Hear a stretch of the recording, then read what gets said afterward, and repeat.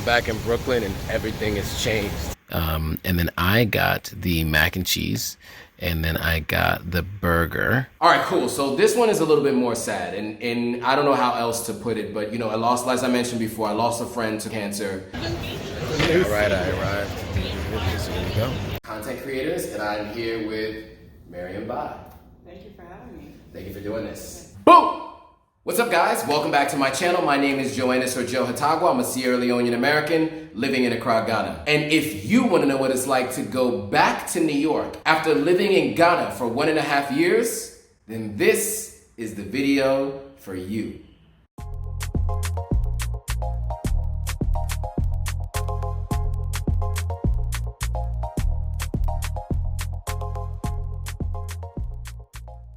All right, so we are in week 80, and this was back to New York after 1.5 years. I'm gonna do a quick overview of what I did, and then we'll get right into the content, so let's go.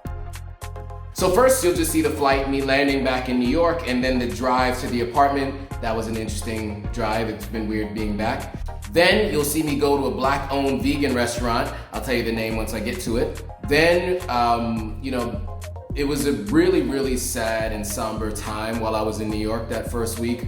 I went to a memorial for a friend of mine who lost their life tragically to pancreatic cancer. It was sudden, and we'll talk a little bit about that. And then next we'll get into the interview I did, and then after that, fly out. So that's this week. Let's get right into it. All right, so first things first, the flight, not really much to tell you there. It was just weird being back in New York. I just hadn't been back in so long, and so flying back into JFK. So anyway, just check that out. I'm back on US soil for the first time in almost 2 years. So I finally made it back. To New York. JFK. Back.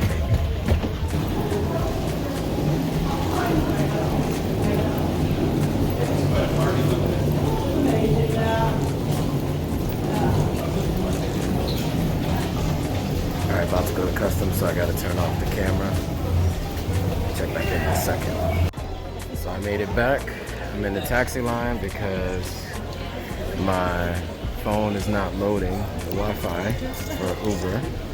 So I have to take a yellow taxi, which I haven't done in like 10 years.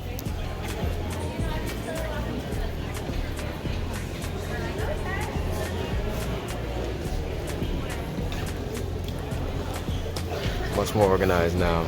It used to be you walk straight over here, but they actually have you wait in the line all the way back there because there's all these guys saying they're taxis and they're not, and it's a whole thing. The Taxi and Limousine Commission is real here.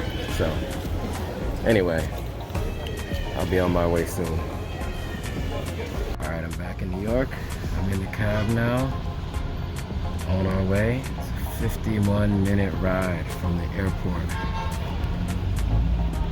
So I got a little bit of time before I get there. But check it out.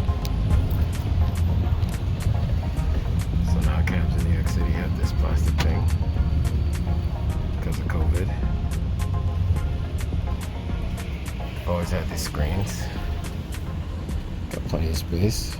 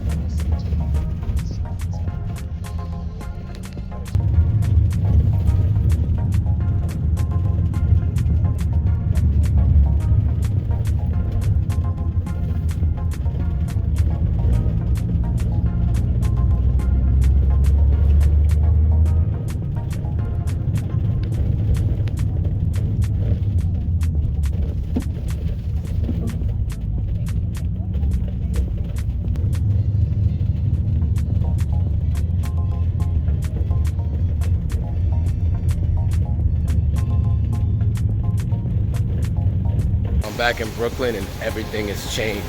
Everything has changed. I mean, things that used to be a bank, Cinnabon, Cinnagirl, there's a T-Mobile store here, used to be a corner store. I mean, that's still a Popeyes, so that hasn't changed. But yeah, the whole neighborhood is changing. It's crazy. I mean, there's all kinds of different things here. It's gentrifying. The place is gentrifying for sure. It's a Brooklyn that I don't even recognize. Like, I really wish I had the money to buy 10, 15 years ago. Real estate's probably gone up tremendously in this area. Dwayne Reed, Walgreens is still there. So that hasn't changed. That Walgreens, Dwayne Reed. Like everything back where I'm staying, that's completely different now. Like I just see brand new stores everywhere. Completely different than what it used to look like. It's a good thing in many ways, right? To see gentrification. But then there are also challenges to it, right? It makes it unaffordable for other people to have businesses here, for people to live here. So people get it moved further and further out and get priced out of the area that they might have grown up in. So that's the challenge with gentrification. But overall, I would say, you know, when I first moved into this neighborhood, you know, somebody got shot right outside of the building that I live in. Literally the month that I moved into that apartment. So now that some of these things are changing, you know, from what I understand, those things have gone away. These used to be payphones. Now it's a Wi-Fi station. You can charge your phone there too. So many new restaurants. Another T-Mobile store. Everything's different. Everything's different. Bars are popping up. I mean, but look. See, we moved. It gets harder and harder to afford. So people end up moving. Hair stores here. You know, when I used to walk around here, last time I was here almost two years ago, I didn't really pay much attention to anything. You know, it was during the pandemic. I was really just trying to survive, really. Ooh, Zen. I've come there before. Now things that say vegetarian or vegan, I pay attention to now. Had no interest at one point in time, but I do now. But anyway, the neighborhood is changing. It's just different. I'm gonna go back and show you some other footage of some of the things some of the other stuff that's changed, but overall, I think aesthetically, it looks good, but obviously it's just a little bit shocking to see all the different changes that have been made. All right, that's it for now. I'll check back in a second. You got luxury housing now, no fee luxury rentals, 2-bedroom and 3-bedroom residences. And this is pretty far down Flatbush, near Church Avenue, in the area that I would consider where I wouldn't have really spent too much time. Like I wouldn't have been spending too much time walking down here, especially at night. You know, back when we first moved in, you know. But now when you look at it, it's like they got luxury buildings here. On the end of this block, I see a condo. Clearly a condo building, like next level. So, I don't know. It's all very shocking and strange. The whole thing is interesting. All right, so that was the ride, and then me being back in the neighborhood and just getting acclimated with being back in Brooklyn. All right, cool. On to the next. So next, I went to a black-owned vegan restaurant. The food was pretty good. You know what? Let's just jump right into it. Let's go. Meeting up with my friend Keisha at this vegan aunts and uncles. I like the overall ambiance of this place, like the books, the pictures, the clothes, they got merchandise they sell. They have a lot of different stuff beyond the food. They have clothes and merchandise they sell as well. So all just a really dope spot. Food menu is great. There's a ton of food. They obviously have burgers, they have wild rice, they have soups, they have fries, they have lots of cocktails and coffee. And then I got the mac and cheese, and then I got the burger, which was really good, really good. And then my friend got the pesto something something. But overall it was really good. Oh, so now I was gonna taste it. What do I think of it? Nod my head. It's pretty good. It's pretty good. Yeah, it was good. It's piping hot too. Look how hot it is. I was so hungry I just went straight to eating it. Then I let my friend try some too, of course. But overall, it was good. Definitely recommend getting the mac and cheese. Now, she was saying it doesn't taste like actual mac and cheese. There's no substitute for the real thing. But for those who don't have a chance to eat cheese, it was good enough for me. Now it was time to try to eat this burger. Now the burger was giant, so it was really difficult to bite into it, but I got in there. What did I think of it? What do you think? Yeah, it's good. You got the thumbs up. It was good. So yeah, that was my eating experience. All right, cool. So that was the restaurant. What'd you think of it? What'd you think of the food? Did it look good? Would you eat there? Not knowing that it was vegan, could you even tell the food looked different? Did it look different to you? Let me know what you guys think. I want to hear from you guys in the comments below. Definitely let me know what you think. All right, cool. On to the next. All right, cool. So this one is a little bit more sad, and I don't know how else to put it, but I lost, as I mentioned before, I lost a friend to cancer. She was actually married to my roommate. He and I lived in an apartment together from 2004 to 2015. So we lived there 11 years straight. I'm still on the lease, and when I go back to New York, I stay in that apartment. We also lived together during the year of the global sickness that was out there, and in 2020. And she was so kind and gracious enough to allow me to stay with her and her family in Vermont. Her life just ended so suddenly. It was really difficult for me to try to make sense of it and to console my friend and someone I consider like a brother, somebody who I've known, since I was probably about 14, but we lived together for 11 years straight, and then another year during the year of the global sickness. And for me to have met her the week that he met her, right? She was around all the time, and just a really good person, really great energy. She was just always thinking about other people. When she cooked for the two of them, she would also cook extra and invite me to eat as well, which was absolutely not necessary, but I was always grateful. It was really sad. They lost the baby and he lost his wife at the same time. And we did a memorial service. It was an amazing memorial service. I came a little bit later in terms of the planning of it. So the only job I had was to try to film the whole thing and just make sure we got a chance to see everyone give their speeches and just see the full breadth of the service. So I did my best to do that. That's footage for him. I have some footage that I can share, but man, it was tough. So they did a memorial service at the boathouse at Prospect Park, because that was where they used to go for walks all the time. They would pass the boathouse, and so it was only fitting that her memorial service be done there. And so, yeah, I think I'll just jump right into the memorial service, so check it out. All right, we're on our way to the memorial service at the boathouse. So the walk was kind of a somber walk, we left the house and kind of walked over together. It wasn't even planned, but as we walked, it was just a lot to reflect on. It was a really sad day, but the event itself was great. I was right there at the boathouse.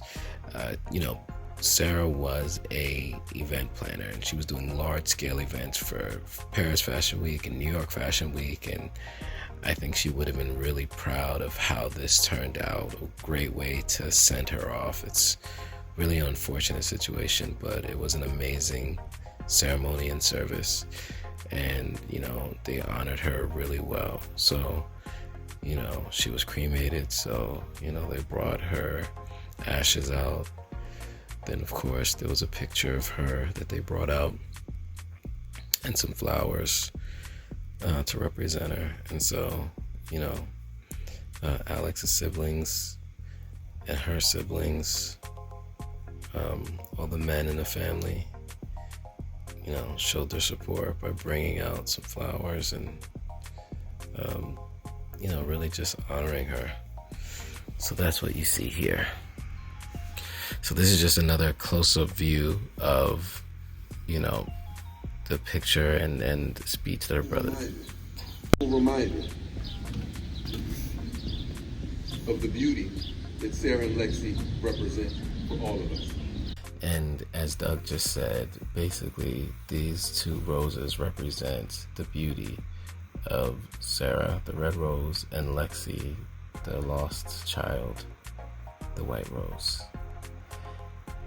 So at the end of the ceremony, we got a chance to give our condolences and talk to the family. And this is Sarah's mother, and I just got a chance to hug her and just tell her how much I appreciated her for allowing me to stay with them during the pandemic, and how I know that, the great person that Sarah is and was because of who they were. And I got a chance to understand where she came from and how great she was because I got a chance to meet her parents in Vermont. And that's what I really wanted to express to her. Her parents were really great people, and they did a really good job of instilling their kindness and compassion and just all the words that you can describe to describe good people, that they did that in her, and she passed that on to all of us. And so I just wanted to share that with her, and just spoke from my heart. I didn't know what I was going to say or how I was going to say it, but I did just want to tell her exactly how I felt and everything that I was grateful for when I came to Vermont and spent some time with them. But yeah, I had to just say that, and then, give her some time to talk to everyone else. But I just wanted to say that. Yeah. So that was the memorial service. It was interesting to see everybody I hadn't seen since Vermont, and get a chance to spend some time with them, talk to them about how their life has changed since then. So it was bittersweet in one end, in one sense. We got a chance to really get to re-engage and get to know each other again. All the people that I met while we were in Vermont. But in the other sense, it was under circumstances in which we wouldn't have wanted to have this kind of conversation, right? We were wishing that we would have, I would have been in Vermont, and it would have just been a random trip that I would have taken on one of my trips back to New York with Sarah, and to see her whole family. And for it to have gone down this way, it was really, really tough. So that's all I'm gonna say about that. That was the situation, that was the week that was. Let's just go on to the next. So next I get to meet with Mariam. Funny thing is, she reached out to me on Instagram where she was actually going to Sierra Leone, and she has a project that she's working on, building a hotel with her mother's name. I mean, it's a really dope what she's working on. And she had reached out to me before she went to Sierra Leone because she had seen one of my videos, and I didn't even see it until 5 months later, and I had already been back in Ghana. She had already left Sierra Leone, but we were both in New York at the same time. And so before I headed out to go to California, we met up that very last day before I had to travel so that I could interview her. So check out the little bit behind the scenes of the interview when we went to go meet up with her. All right, I arrived. So here we go. Content creators, and I'm here with Mariam Bai. Thank you for having me. Thank you for doing this. But we're meeting up here in New York. So we are in New York City right now, in a very nice apartment, which you guys will get a chance to see a little bit of.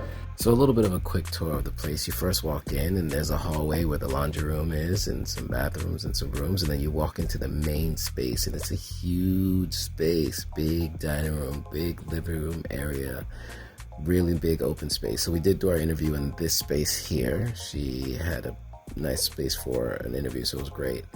And then also there was some interesting artwork, huge artwork. So yeah. All right, cool. So that was Mariam, and that was the interview that I did with her. Really cool. It's just a really dope partner as well. Really nice place that they live in. Can't tell you where or anything like that. She was very specific about not giving those kinds of details, but really, really dope. Really dope people all together. It was a really good conversation. So you guys will get a chance to watch that later, but I'm really glad I got a chance to interview her about it. All right, cool. On to the next. Guys, so this is my last day in New York.